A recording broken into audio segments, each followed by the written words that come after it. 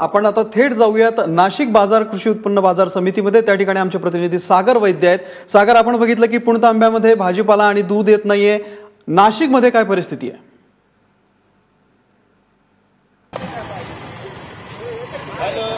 अमोल, खरं तर नाशिकमध्ये यापेक्षा वेगळी परिस्थिती नाही। शहरातल्या जिल्ह्यातल्या ज्या काही लहान मोठ्या 40 बाजार समित्या आहेत, या संपूर्ण बाजार समित्या आजपासून बंद असणार आहे आणि याचा पहिलाच परिणाम जो आहे तो आज सकाळी नाशिक कृषी उत्पन्न बाजार समितीत पाहायला मिळतोय।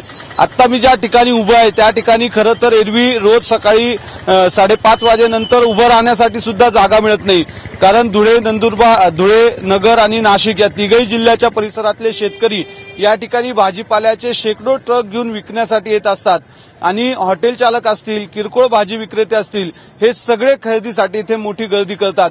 परंतु आजचं इथलं चित्र वेगळं आहे।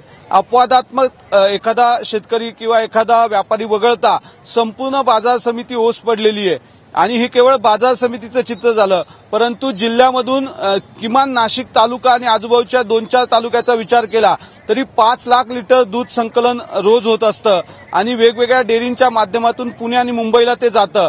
परंतु काल मध्यरात्रीपासून शेतकऱ्यांनी दूध संकलन केंद्र बंद केलेले आहेत, कुणीही दूध संकलन केंद्रावर गेलेलं नाही, त्याच्यामुळे दूध येण्याचा प्रश्न नाही आणि पुढे फिल्टर प्लांट असतील किंवा दूध डेअऱ्या असतील यांना सुद्धा दुधाचा पुरवठा जो आहे तो पूर्णपणे थांबवण्यात आलेला आहे।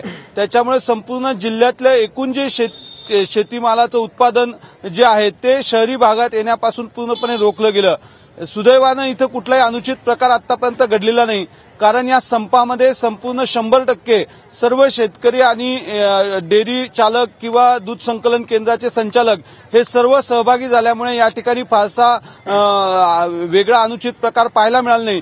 परंतु संपाचा 100% परिणाम मात्र या ठिकाणी जाणवतोय, कारण आज कांद्याच्या बाजार समित्या असतील किंवा कृषी उत्पन्न बाजार समित्या ज्या आहेत या 100% बंद असतील असं चित्र प्राथमिकरित्या आज सकाळपासून पाहायला मिळतं। 100% बंद आहे आणि त्यामुळे आज भाजीपाला, दूध या अशा ज्या जीवनावश्यक वस्तू आहेत त्या येणार नाहीयेत।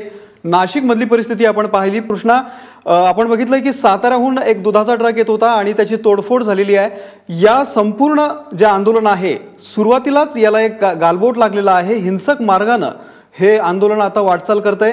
तिथल्या शेतकऱ्यांना विचार, या संदर्भामध्ये त्यांचं काय मत आहे, कारण अत्यंत संयमानं आणि चांगल्या पद्धतीनं कुठलीही हिंसा न होता हे आंदोलन करण्याचा त्यांचा मानस होता। सुरुवातीलाच अशी घटना घडली आहे, काय सांगशील या संदर्भात? निश्चितच या संदर्भात आपण शेतकऱ्यांना विचारूया, त्यापेक्षा या संपांची ज्यांनी सुरुवात केली तेच आपल्या सोबत आहेत। की मला सांगा की साताऱ्यामध्ये 2 टँकर जे आहेत ते फोडले गेलेत, या संदर्भात तुमची काय प्रतिक्रिया आहे? हे बघा, मुळात हा संप आमचा शांततेच्या मार्गाचा आहे।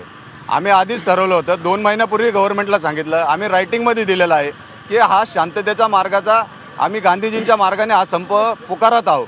त्याच्यामुळे गाड्या कुठं फोडताय, काय करताय हे आम्हाला त्याची कल्पना नाही, पण कुठं असा काही प्रकार घडत असेल तर मी आपल्या टेलिव्हिजनच्या माध्यमातून सांगू इच्छितो की आमचा त्याच्याशी काही संबंध नाहीये आणि असं कुणी करत असेल कृत्य, आमच्या आडून जर कुणी जर असं काही करत असेल तर त्याला आमची जबाबदारी नाही, पण असं कुणी कृत्य करू नये ही मी त्यांना हात जोडून विनंती करतो। काय सांगाल तुम्ही? अशा प्रकारचे घटना घडतायत आणि पहिल्याच दिवशी तोडफोडीचं देखील घटना समोर आल्यात, अशा घटनेचा मी निषेध करतो। जे कोणी असेल ते विरोधक समजून या गोष्टीचा निषेध करतो व इथून पुढे शांततेच्या मार्गाने शेतकरी संपात उतरणार आहे। त्याचं उत्तर म्हणजे आजच आपल्याला भेटलेलं आहे।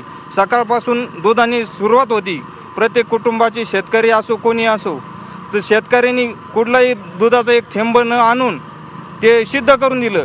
शेतकरी स्वतः स्वयंस्फूर्तीने या संपात सहभागी आहे आणि याला कोणी गालबोट लावण्याचा प्रयत्न करीत असेल तर ते विरोधकाची बाजू समजून हा संप मोडीत काढण्याचा प्रयत्न समजून याचा आम्ही निषेध करतो व त्या गोष्टीला आम्ही कुठलाही पाठिंबा देणार नाही।